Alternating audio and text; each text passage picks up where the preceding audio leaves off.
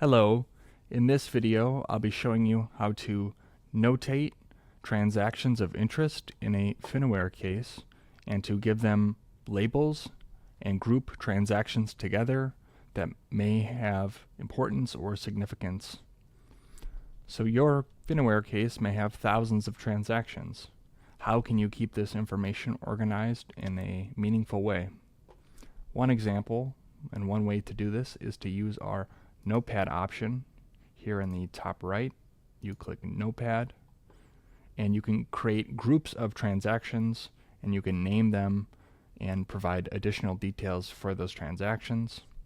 And so in this case, we are going to notate this $155 check and this $170 transaction as being related and someone needing to review them at a different time. So we'll go up to this notepad section. We will name this note review. We will then select our transactions of interest that we want to look at a later date. We click this. We can then search the transactions by their properties. So here I'll select my 170. I can see this was the transaction I was looking into. We have all of the details. I click select to add this into the canvas or into the grouping of transactions. We'll then search for our $155 transaction. Here we have it. Here's the check. We'll also add this. We then click proceed. So here I remove this search feature. So here I can search by the properties of the transaction, and we see the two transactions selected from this case that we want to group together. So we hit proceed. We have our note name here, and we can add a description of what these transactions are, or what we need to do with these at a later date. So let's just say please review.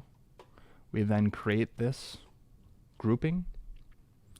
So then to review your group transactions, you go to My Canvases, and here we see the total from those two transactions that were grouped together. Here we have the $170 Zelle transfer, and we have the $155 check with all of the details from both of these transactions. And you can edit this grouping to provide more details or to add more transactions. To add more transactions, you hit this pen, and then you're pulled into the transactions, and you can add another one by clicking this and then proceed. And now you'll see that third transaction that I've added. You click Save Changes, and now you've updated that group. Now to download this grouped transactions, you click this Download Excel file, and you have two options. The first option is to download the groupings themselves, only those three transactions. That's only note transactions. You click that. You'll see this Excel file download. And if you pull it over, you'll see the three transactions that we were looking at. We have the $170, $155 check, and then the $21 last transaction that we just added. And you see the note name, whatever you've provided. We have the note, and then we have the note details. So that provides those three transactions of interest.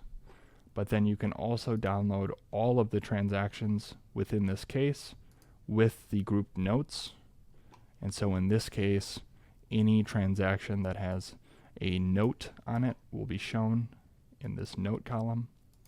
So here we have those three transactions that we've grouped together, and then you can review those groupings with the other transactions, and you can review relevant details and go from there. So those are the different ways of grouping transactions together and getting the Excel download from those group transactions.